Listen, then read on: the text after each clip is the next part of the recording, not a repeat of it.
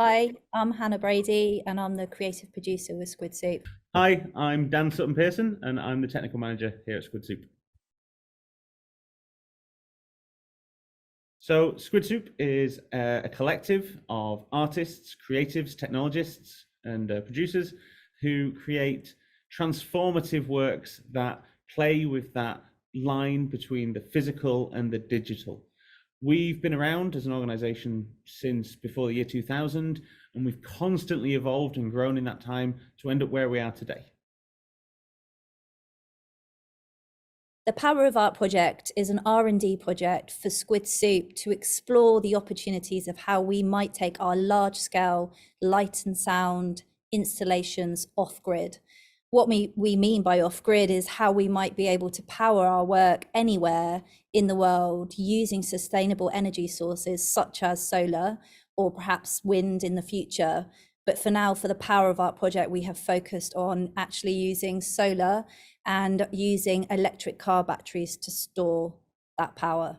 The Power of Art project for Squidsoup is also about how we might share this new knowledge that we're gathering and forming over the last 6 months with other artists who are also interested in taking their work off grid. So we obviously made this one of our priorities for our company to actually think about how we can take our work off grid. And at this point, we met with Stockton International Riverside Festival, who have a fantastic sustainability arm to their festival. They're very much looking to support artists to create sustainable new artwork. So we're very lucky to receive a grant from them to deliver the initial research and development period for this project. So the Power of Art project involves three major sections. So measuring our artworks, how we're going to be generating the power that those artworks use, and also then utilizing how we're going to store and deliver that power. So step one, measuring, we were developing methodologies and understanding the tools that would be needed and documenting that process so that you can look at the efficiencies and the different stages of power in your artwork. And then secondly, generating, we focus mainly on solar. So we were trying to fully understand the efficiencies that exist in those systems, understanding how you actually need to design those systems to compensate for the Great British Weather. And then lastly, how to utilize that power. We were working with our industry relationships here in our local area to look at second life car batteries and how we can design and build modular and scalable power systems that allow us to use that power wherever it may be needed. The outcomes for the project so far is that we were lucky enough to be able to present our artwork in a local woods nearby in a secret location. We installed the artwork for about 6 months, and we used a range of solar panels and electric car batteries to just test out our models, to test out the power generation, to see how long we could have the artwork running for. We have also gained some really valuable knowledge around how you generate power using solar and how you take artwork off grid.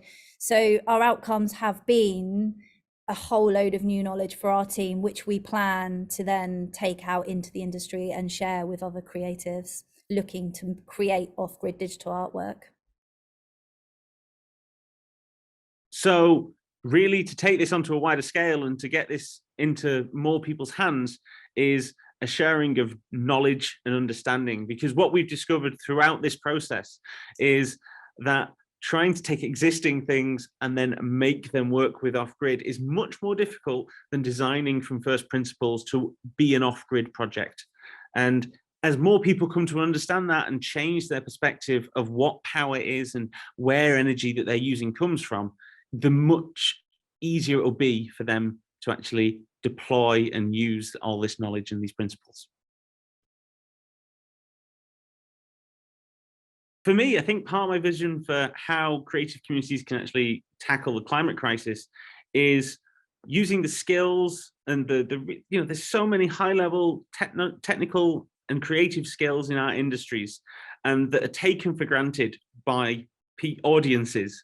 And if we can stand there and show how easy this incredible spectacle that people regard as complicated and a challenge and an indulgence is in fact very easily able to take advantage of green technologies that are going to really make a difference in the climate crisis.